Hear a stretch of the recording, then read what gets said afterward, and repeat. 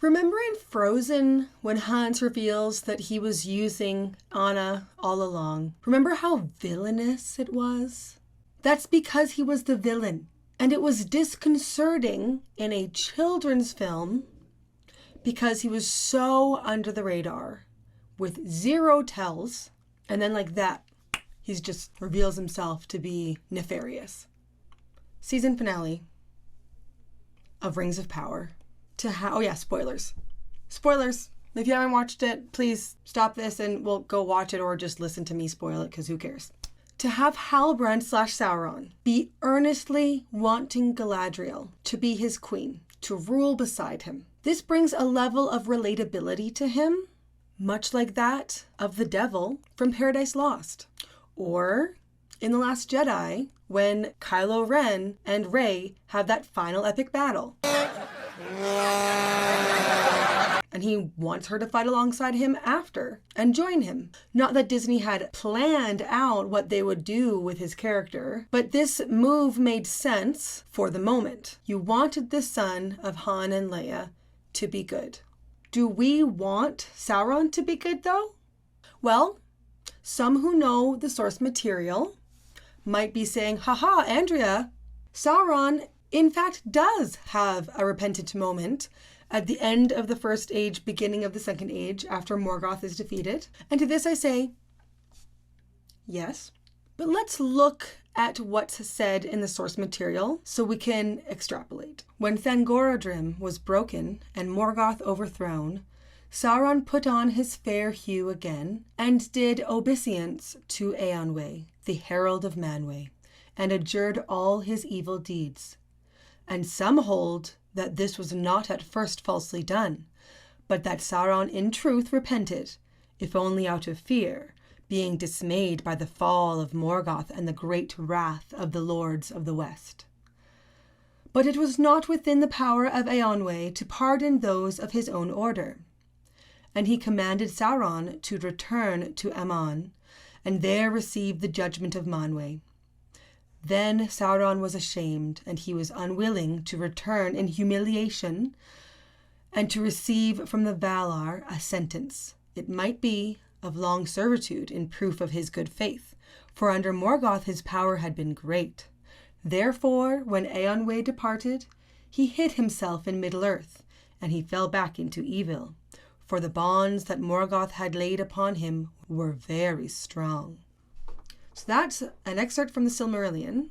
Now, we can dive a bit deeper and look and see what Tolkien thought about this in letter number 131. Sauron repents in fear when the first enemy is utterly defeated, but in the end does not do as was commanded, return to the judgment of the gods. He lingers in Middle-earth, very slowly, beginning with fair motives, the reorganizing and rehabilitation of the ruin of Middle-earth. Neglected by the gods, he becomes a reincarnation of evil and a thing lusting for complete power, and so consumed ever more fiercely with hate, especially of gods and elves.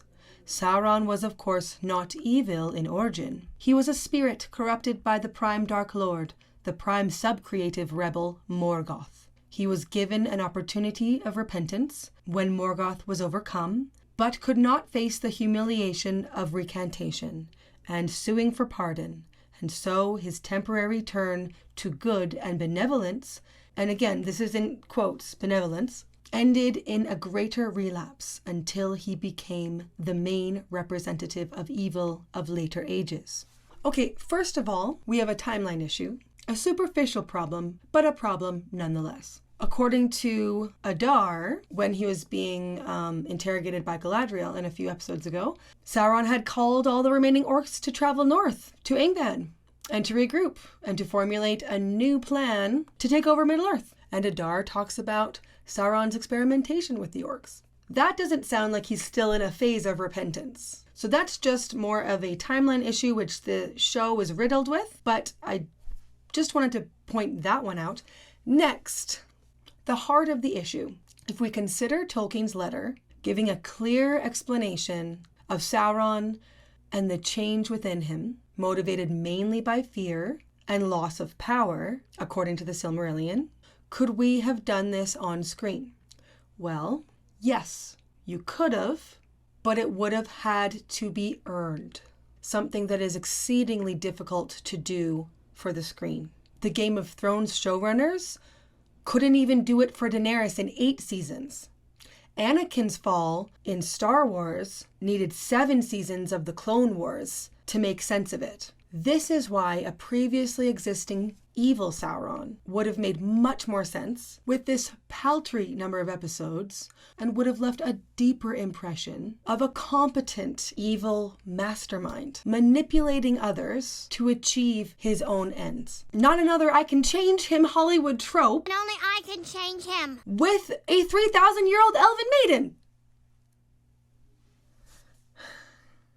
Okay, I know this sounds like a rant. But I needed to make sense of my thoughts. This is, I suppose, a bit of a reaction video, but it's not quite as quick of a reaction. I watched this last night and I thought about it all day, and I just needed to order why this bugged me so much. Like the stuff with Galadriel, I will be putting out a video featuring Galadriel and where she was in the Second Age, and according to Tolkien, what sort of flaws and motivations she would have had. So that will be dealt with later for me on my channel. But for this, I've been trying to have a little bit more scripted and edited stuff, but it bugged me so much. This, I can change him if only I could. I should have seen it coming. I think I kind of already did, but actually seeing it happen, I think she would have gone with him. Actually, I suppose, but for her revenge, Galadriel would have been in how she's been built up. I need to revenge for the sake of my brother and kill you. But otherwise, I think I'd be okay with, touching the darkness again, as he advised me. Like, why not do it a second time? Why not?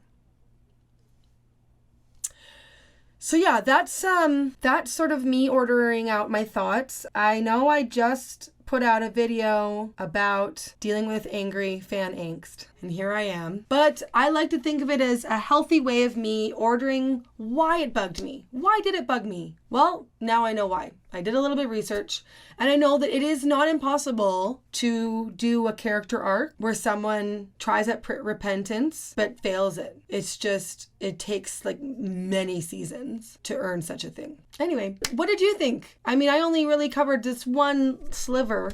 Yeah, let me know what you think of the finale in the comments. Thanks for tuning in. Don't forget to like and subscribe. I'm Andrea with the Bangs, and don't forget to keep seeking meaningful stories.